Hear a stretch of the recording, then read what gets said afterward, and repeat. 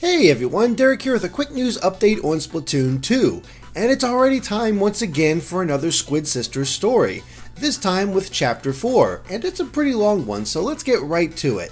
How long had it been since they'd visited Arowana Mall together in their free time? They wandered past new stores and some of their old favorites, enjoying the leisure of window shopping. After checking out all the spots they were interested in, they worked up quite an appetite and stopped at a cafe for lunch. Callie ordered a burger, Marie a slice of pizza.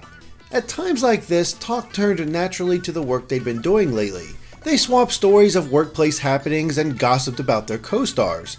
Each was concerned for the other, but neither wanted to darken the mood by discussing anything too serious. Callie decided to mention that she'd seen Marie at the cafe that morning. Marie seemed a bit caught off guard, but began talking about her conversation with Krusty Sean without missing a beat. It seems Sean had recently quit his job at Shrimp Kicks. He'd been the store manager there for years, but had long dreamt of opening a place of his own. A friend introduced a new opportunity, and Sean went for it. "I hope he'll be okay," Marie said with some concern. "He's always been a bit impulsive." According to Krusty Sean, Annie had been looking for a new gig as well. Truth be told, she'd never been much of a people enemy, and felt like she'd given retail the old college try. She'd been keeping busy recently, helping decorate weapons at ammo nights. The more she did it, the more she felt like this detail-oriented part-time job suited her perfectly. "Do you think Annie and Sheldon?" Callie blurted out in excitement. "No way," Marie said, smiling. "Not a chance." It turns out Sheldon was busy himself, planning to expand ammo nights to a second location. He had his eyes on a prime spot in a part of town that was quickly becoming the new hotness for the Turf War set.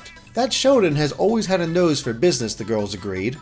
The conversation turned to Captain Cuttlefish, more precisely that neither of them had seen him lately. It was true that their schedules had kept them too busy to pay him a proper visit, but they hadn't seen his head poke out of the usual manhole recently either. There was no real cause for alarm now that the Octarians had gone tame, and thinking of their grandfather gave them a good laugh. Surely the old rascal would turn up sooner or later.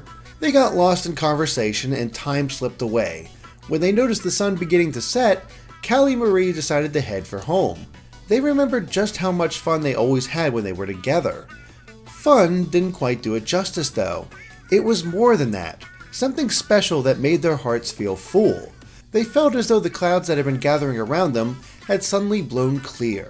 It's quite obvious what this chapter does. It shows us what the other NPCs have been up to since the end of the original Splatoon. Krusty Sean has moved on and we've already seen him in his new position. Annie has likely left her old job and might be doing something new when it comes to the weapons, maybe being able to personalize them in some way. Sheldon has already found a new place for ammo nights, which likely means he's going to return as is. And there's not been a sign of Captain Cuttlefish, so that's interesting on its own as well. What's happened to the old Cap'n? There's still a lot of mystery here, but it's good to see that Callie and Marie are still friends, and there's even a callback to one of the old Splatfests, with Callie ordering a burger and Marie ordering a slice of pizza. That was one of the competitions, and they both ordered what they represented. So yeah, just a nice day out, a nice little update to see what's been happening to the other characters. Another show that these two are close, but that still leaves us to wonder, what might be the thing that causes them to grow apart? We don't know for sure yet, but it's very sweet seeing them reconnect and just talk together. So what do you guys think of the Squid Sisters story so far? Let us know in the comments, and of course be sure to subscribe to GameXplain for more on Splatoon and other things gaming as well. Until next time, bye.